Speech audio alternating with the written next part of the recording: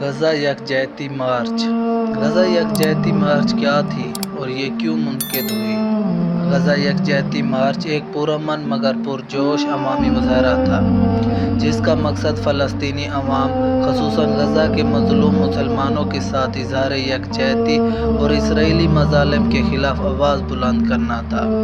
یہ مارچ 13 اپریل 2025 کو کراچی کے مرکزی علاقے شاہراہ فیصل پر منعقد ہوا جس میں ہزاروں افراد نے شرکت کی۔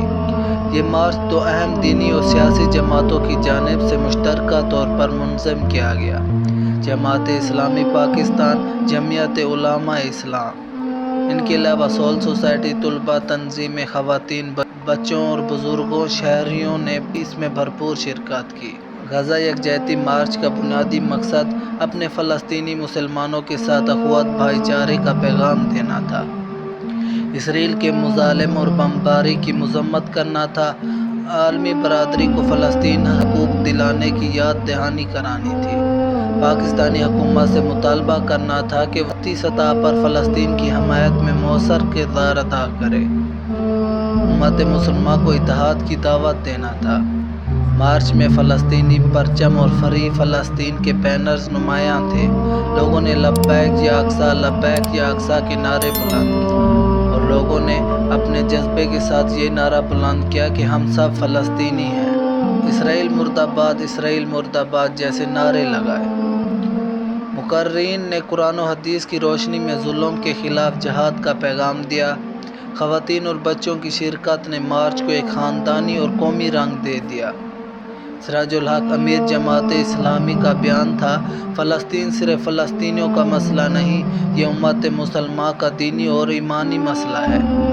مسجد اقصی کی حفاظت ہر مسلمان پر فرض ہے۔ مولانا فضل الرحمان، سربراہ GUIF کا بیان تھا کہ اگر اقوام متحدہ خاموش ہے تو امت مسلمہ کو متحد ہو کر فلسطین کے لیے آواز اٹھانی ہوگی۔ ہمارا ایمان ہے کہ ظلم کا انجام تباہی ہے۔ مارچ میں شرکت کرنے والے شرکاء جذبہ ایمانی سے سرشار تھے۔ نوجوانوں نے ترانے اور نعتیں بھی پڑھی۔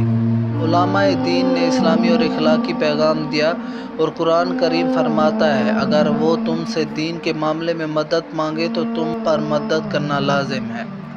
یہ مارچ دراصل امت مسلمہ کی بیداری کا مظہر تھا۔ یہ ہمیں یاد دلاتا ہے کہ مسلمان ایک جسم کی مانند ہے، اگر ایک عضو دکھے تو پورا جسم بے چین ہوتا ہے۔ غزہ یکجہتی مارچ صرف ایک مظاہرہ نہیں تھا بلکہ ایک ایمانی عالمی پیغام تھا کہ مسلمان آج بھی زندہ ہیں، وہ مظلومین کے ساتھ کھڑے ہیں۔ یہ مارچ ثابت کرتا ہے کہ اگرچہ امت مسلمہ تقسیم ہے مگر دلوں میں مسجد اقصی کی محبت اور غزہ کے بچوں کا درد ابھی بھی باقی ہے۔ ہمیں ایک مسلمان ہونے کے تحت اسرائیلی مصنوعات کا بائیکاٹ کرنا چاہیے اور جہاں تک ہو سکے اپنے فلسطینی بھائیوں کے لیے دعائیں کرنی چاہیے اور ایسی مصنوعات کا بائیکاٹ کرنا چاہیے جن سے اسرائیل کو فائدہ ہو اور فلسطین کو نقصان۔